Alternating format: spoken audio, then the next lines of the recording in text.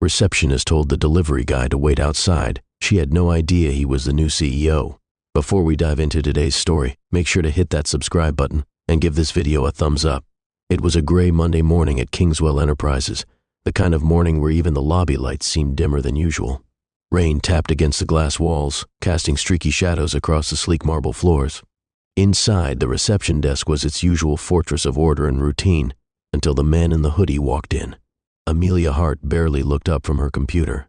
At 26, she had mastered the art of gatekeeping. Polished, efficient, and a little icy around the edges, she took her job seriously. Kingswell wasn't just any company. It was one of the fastest-growing tech firms in the state, and the people who walked through its doors mattered. Appearance mattered.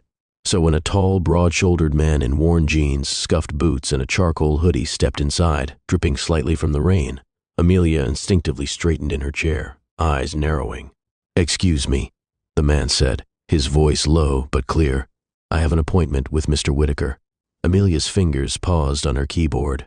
She gave him a once-over. No badge, no briefcase, no umbrella, and absolutely no way he was meeting with the CFO. "Are you making a delivery?" she asked, glancing toward the paper bag he was holding. She motioned toward the glass doors. "Deliveries go around the back. Employees only through here." The man blinked, then glanced down at the bag in his hand. It was just his breakfast, a muffin and a coffee. He looked back up, amused. "I'm not here to drop anything off. I have a meeting." "With Mr. Whitaker?" Her voice lifted, skeptical. "Do you have a name?" He smiled a little, but it didn't quite reach his eyes. "Daniel." Amelia leaned forward. "Daniel. Just Daniel." That was the final straw. She pressed her lips into a tight line and reached for the phone. "Sir, if you don't have an appointment and you're not here on business, I'm going to have to ask you to wait outside or use the delivery entrance." He didn't argue, didn't protest, just stared at her for a second, calm, almost curious. Then he gave a small nod and stepped back outside, standing just beyond the glass doors as the rain misted around him. Inside, Amelia exhaled sharply. Some people had no sense of professionalism. You'd think folks would at least dress the part if they wanted to be taken seriously. Minutes later, Mr. Whitaker himself came striding through the lobby, adjusting his cufflinks as he walked. Amelia straightened again, flashing her polished smile. "Good morning, Mr. Whitaker." "Morning," he said, distracted, eyes scanning the entrance. "Has Daniel arrived yet?" Amelia blinked. "Daniel?" "Yes, Daniel Grant, the new CEO. We were supposed to meet at 8:30. The blood drained from her face. She turned slowly toward the doors, and there he was, still standing patiently in the drizzle, sipping his coffee. Whitaker followed her gaze and frowned. "Why is he outside?" Amelia opened her mouth, closed it, then stood up, fumbling. I thought he was a delivery guy." Whitaker didn't reply. He just walked to the door, pushing it open with a quick nod. "Daniel, so sorry about the confusion. Come on in." Daniel stepped inside again, shaking rain from his shoulders. He nodded politely at Amelia as he passed, but there was something in his eyes now. Something cooler, observant. Whitaker led him toward the elevators, chatting animatedly. "You'll love the team. I told them to expect someone different, not the suit and tie type. You'll shake things up around here." Amelia stood frozen at the desk, her face burning. "New CEO?" She glanced down at her computer screen. There, in bold font, was the company-wide memo she'd half read that morning while sipping her oat milk latte. "Welcome our new CEO, Daniel Grant, starting today." She hadn't even looked at the picture. The doors to the elevator slid closed, taking them to the top floor. But the tension stayed behind, heavy in the air. Upstairs, in the sleek executive suite, Daniel removed his hoodie and laid it neatly across a chair. He ran a hand through his damp hair and took in the view from the window. Tall buildings, distant hills, gray sky. "So, that's the face of the company now, huh?" he said, half to himself. Whitaker chuckled nervously. "First impressions aren't always perfect." "No," Daniel agreed. "But they say a lot." Back in the lobby, Amelia sat stiffly, her composure unraveling.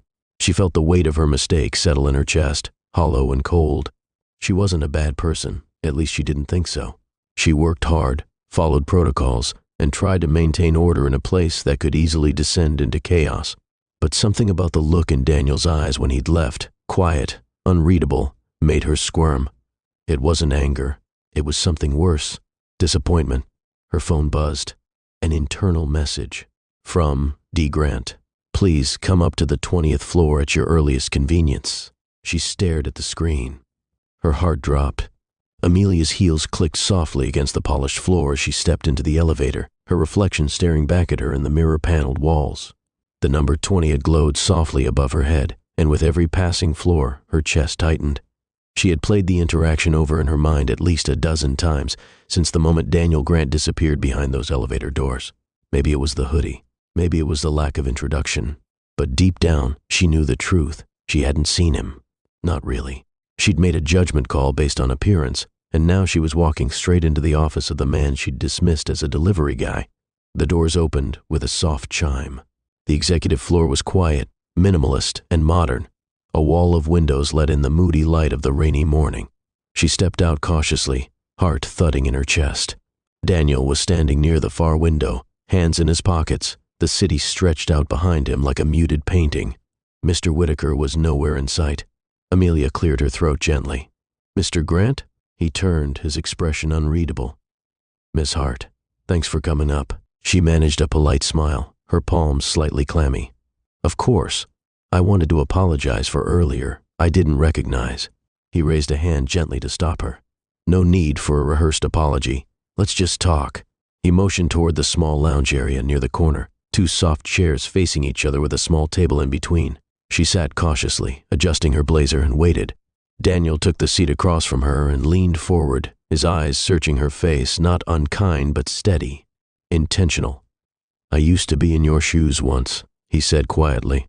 "Started at a front desk for a logistics company when I was 19. Wore the wrong shoes, said the wrong things, got talked over, got dismissed every day." Amelia looked at him, surprised. "I didn't know that." He smiled slightly. "Most people don't ask." He paused. "But I learned something important at that desk. Every interaction we have, no matter how small, is a reflection of who we are, not just who we're speaking to." She looked down at her lap, the weight of the moment settling on her like a coat she couldn't take off. "I get that you were following protocol," he said. "I wasn't wearing a name badge. I didn't offer much context. You were protecting your space, your workflow. I respect that." Relief flickered in her chest. "But," he added gently, "it's the assumption that stuck with me." She swallowed. "I was holding a coffee in a paper bag, so I must have been a delivery guy." He tilted his head slightly. "That wouldn't have been a problem if the delivery guy was treated with the same level of basic courtesy as a senior exec." His words weren't cruel, but they were honest, direct, and they hit harder than any formal reprimand ever could. Amelia nodded slowly. "You're right. I made an assumption, and it wasn't fair." There was silence between them for a few moments. Rain whispered against the windows. "I've always believed," he said finally, "that the way a company treats its lowest paid employees or its visitors says more about its culture than any mission statement." He stood up, walking slowly toward the window again, hands clasped behind his back. "We're growing fast, Amelia, which means the people who shape first impressions matter more than ever." "I understand," she said softly. He turned back to her. "That's why I wanted to talk, not to scold you, but to challenge you." Her brow lifted, uncertain. "I need someone at that front desk who represents the real culture I want to build here. Inclusive, human, unpretentious. Someone who doesn't just follow the script but learns to read the room, not by clothes, not by roles, but by presence." He walked back and looked her directly in the eye. "Do you think you can be that person?" She didn't answer immediately, because the question wasn't rhetorical. She thought about it, about the routine she had let take over, the assumptions baked into every workday, and the deeper truths she hadn't faced. Somewhere along the way, she'd begun guarding the space more than welcoming people into it. "I think I can," she said finally, "if you'll give me the chance to prove it." Daniel nodded once, not in approval, but acknowledgement. "That's all I ask." He walked over to the desk near the corner, picked up a slim laptop, and turned back to her. "Starting tomorrow, I'd like you to sit in on the morning orientation sessions for new hires. Get to know the company beyond the desk. Talk to the departments. Learn the people behind the names. Can you do that?" "Yes," she said quickly. "Absolutely." He offered her a small, sincere smile. "Then we'll talk again in a few weeks." She stood, legs still slightly shaky, and made her way toward the elevator. Just before the doors slid shut behind her, she glanced back. Daniel was once again standing at the window, hoodie now folded neatly on a chair, sipping the coffee she'd mistaken as a delivery prop. Back at the reception desk, Amelia returned to her seat, her mind buzzing with everything that had just happened. The lobby looked the same, but it felt different. She felt different. For the first time in a long while, she wasn't just a receptionist defending her post. She was a person in a position to shape something real. She looked up as the next guest walked in, a middle-aged woman in soaked heels, holding a soaked file folder and looking lost. "Hi there," Amelia said, standing. "Rough morning?" The woman blinked, surprised. "Yes." "It's my first interview here and Take a breath," Amelia said, smiling. "You're in the right place. Let me get you a towel and some water. I'll let them know you've arrived." As the woman relaxed slightly and smiled in return, Amelia felt it, not just the shift in tone, but the shift in herself. It was going to take time. She'd have to unlearn some habits, let go of some pride. But for the first time in a while, she was ready. Ready to listen, ready to see. Amelia sat in the back of the orientation room, a steaming cup of coffee in her hands and a notebook balanced on her lap. It had been a week since her meeting with Daniel, and everything about her routine had changed. Instead of staying confined to her front desk, she now spent her mornings rotating through departments, meeting the people who made Kingswell tick, from the engineers buried in code to the janitors who quietly kept everything spotless. For the first time, she was beginning to understand the heartbeat of the company, not just the polished facade. She had also started listening more, really listening. When a new hire nervously asked where the restroom was, she didn't just point, she walked them there. When the security guard mentioned the vending machine being broken for 3 days, she followed up and logged the maintenance request herself. And when an intern spilled coffee on the lobby rug, she didn't scold them, she helped them clean it up. She was beginning to see what Daniel meant. Culture wasn't a poster in the break room or a line in the handbook. It was lived, moment by moment. It was in the way people treated each other, especially when no one was watching. But not everyone was adapting to the shift. "Why is she in our meeting?" asked a voice in a tight whisper as Amelia walked into the HR onboarding session later that week. It was Vanessa from Talent Acquisition. Slick hair, sharp heels, clipboard, always in hand. She glanced at Amelia like she was a misplaced chair. "She's not part of HR," Vanessa muttered to her colleague. "This is for department leads, not admin staff." Amelia caught it. She didn't flinch, but the words stung more than she expected. Still, she smiled, nodded politely, and took a seat off to the side. She wasn't here to prove herself. She was here to grow, and that meant choosing curiosity over defensiveness, even when it was hard. Later that day, as she rode the elevator back down to the lobby, the doors opened unexpectedly on the 17th floor. Daniel stepped in, wearing a dark jacket over a casual button-up, holding a cup of herbal tea. "Afternoon," he said, his tone warm but observant. "How's the world down there?" Amelia smiled faintly. "More complicated than I realized." "Good," he said. "Complicated usually means you're paying attention." She hesitated before speaking. "Can I ask you something?" He glanced over, encouraging her to continue. "Why me?" she asked. "There are managers, supervisors, people in more official positions. Why ask me to help shape company culture?" Daniel leaned back against the elevator wall, thoughtful. "Because culture doesn't start in the boardroom," he said. "It starts where people walk in, where they're first seen or dismissed, where they feel like they belong or don't." He paused before continuing. "I watched you after our meeting, not just at the desk, but through people's stories. You started asking better questions, started seeing people who'd been invisible before. That's leadership, the kind that doesn't wait for a title." Amelia felt a lump in her throat she hadn't expected. It wasn't praise she was used to hearing, and it meant more than she could explain. The elevator doors opened, and they stepped into the lobby. Daniel turned to her before walking off. "Keep going, but watch the edges. The real resistance isn't loud, it's subtle. It hides in tradition and policies no one questions. And sometimes it wears a clipboard and a smile." Amelia nodded, understanding the unspoken reference to Vanessa. That afternoon, it became clear just how deep the resistance ran. A memo circulated from HR, sent quietly, almost like a whisper through the halls. Front-facing staff should remain within their designated areas unless invited to participate in departmental activities. It was framed as a policy clarification, but the message was clear.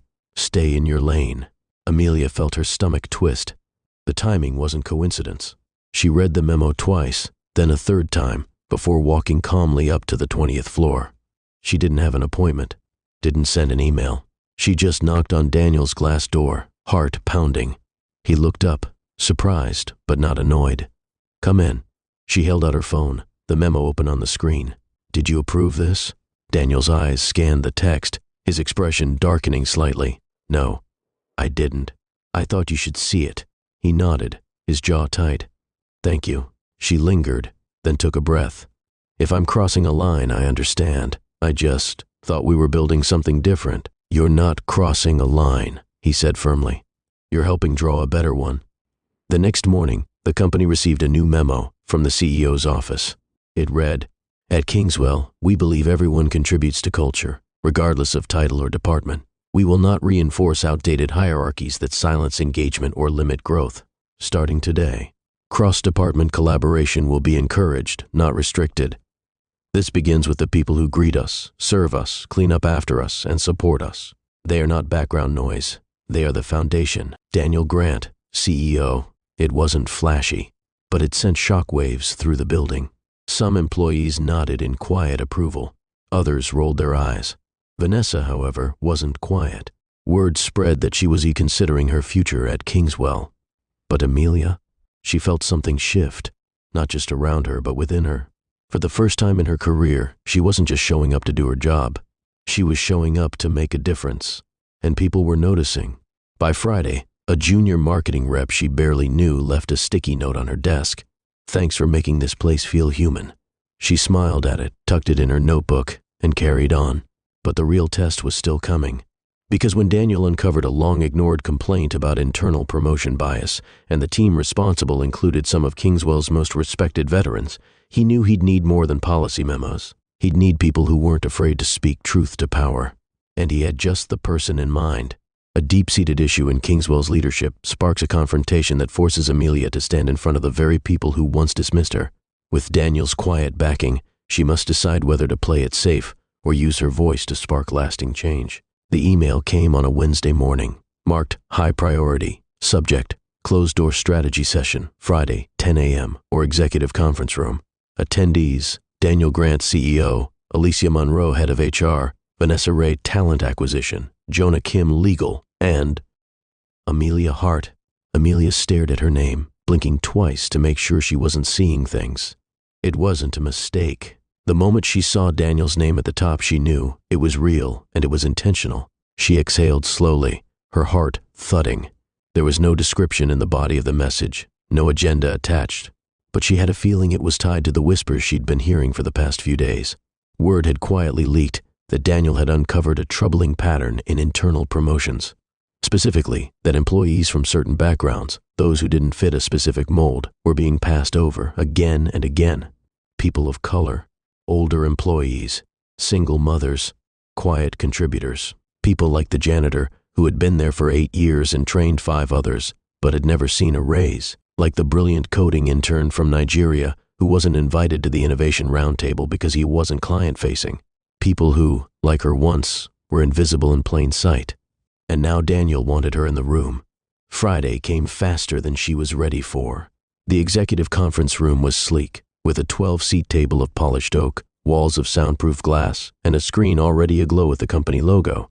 Amelia walked in early, clutching a small notepad and a pen she didn't need, more for security than necessity. Daniel greeted her with a nod and a quiet, Good to see you."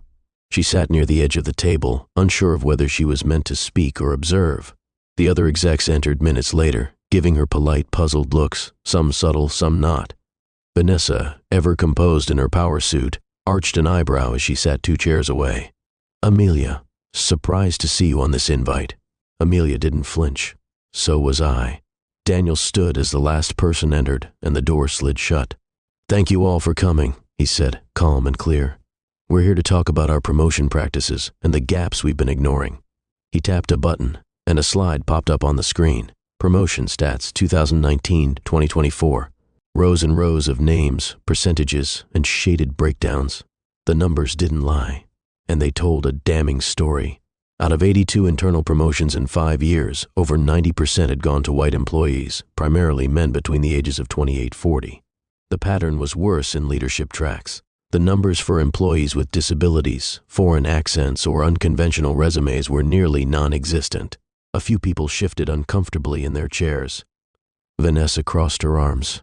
"We can't build a sustainable future if we keep rewarding the same archetypes," Daniel said. "Our culture will rot from the inside." "Respectfully," Vanessa said, her voice tight, "and numbers don't always tell the full story. Promotions are based on merit, not identity." Daniel looked at her for a long moment. "Is merit defined by opportunity or by those already sitting in the seats of power?" The room was silent. Then he turned toward Amelia. "I asked Amelia to join this meeting not because of her job title, but because she represents a part of Kingswell that we often overlook. The ones who see everything and are seen by almost no one. Amelia, would you be willing to share what you've observed?" She felt a hot flush rise to her cheeks, but she nodded. She stood up slowly, notebook still in hand. The room watched her like she was a foreign entity, a receptionist speaking to department heads. She took a breath. "Not too fast. Let it be steady. When I started spending time in different departments, I noticed something," she began. "There are amazing people at this company who do brilliant work, who keep their heads down and stay in their lane, not because they lack drive, but because they've learned the system doesn't reward them." "Not really." Alicia from HR frowned. "Can you give an example?" "Yes," Amelia said. "There's a woman in facilities, Rosa. She's led sustainability efforts in our building on her own time. Cut down paper waste by 30%, trained others, never once acknowledged in a meeting." Vanessa sighed lightly. "That's admirable, but facilities isn't a leadership track." "Why not?" Amelia asked, her voice firm now. "Because she's not in a blazer? Because she's on her feet instead of behind a desk?" The room fell into a deeper silence. "I used to think I was just here to answer phones and smile," Amelia continued. "But Daniel showed me that I was part of the front line of our culture, and if people like me don't feel seen, then neither do the janitors, or the night shift, or the people who don't speak up because they've been taught not to." She looked directly at Vanessa. "I made a mistake once. I judged someone based on how they looked. I saw a man with a hoodie and a coffee and thought he was a delivery guy. I didn't see the human being. I saw a role." She turned back to Daniel. "But you gave me a chance to change." "And I did. Now we need to give that chance to others." Daniel gave her a small nod, his eyes warm with pride. Vanessa looked away. Jonah from legal cleared his throat. "So, what are we proposing?" Daniel tapped the screen again. A new slide appeared. Kingswell Inclusive Growth Plan, cross-functional mentorship programs, anonymous nomination pipelines, review and audit of promotion practices, training for unconscious bias in leadership evaluations, quarterly listening forums led by non-executives. "This is where we start," Daniel said, "with action, not just awareness." There was murmuring around the table, some cautious approval, some doubt, but most important, movement. When the meeting ended, Amelia was the last to leave. Daniel caught up to her near the elevators. "You did good in there." "I was shaking the whole time," she admitted with a half laugh. "Sometimes that's what courage feels like," he said. "It doesn't mean you're not afraid. It means you still spoke." She smiled, heart lighter than it had been in years. As the elevator doors opened, Daniel looked at her and said, "Isai, I want you to take on a new role, culture coordinator. Full-time. You'll help lead this initiative." Amelia's breath caught. "Are you serious?" "As a heart attack," he said. "You're already doing the job. I'm just giving it a title." Tears pricked at the corners of her eyes, but she held them back. "Thank you," she whispered, "for seeing me." Daniel nodded. The world changes when we start seeing each other. It's easy to judge by appearances and stay within the boundaries of old roles. But real leadership, the kind that changes culture, comes from those brave enough to listen, to speak, and to see others for who they truly are. This story isn't just about one receptionist's mistake. It's about how we all see and treat the people around us. Respect, leadership, and culture start with the smallest interactions. Have you ever misjudged someone based on appearances? Or been underestimated yourself? Share your thoughts in the comments below. I'd love to hear your stories. And if you found this powerful, don't forget to like, subscribe, and hit that notification bell so you never miss an inspiring story like this one. See you next time.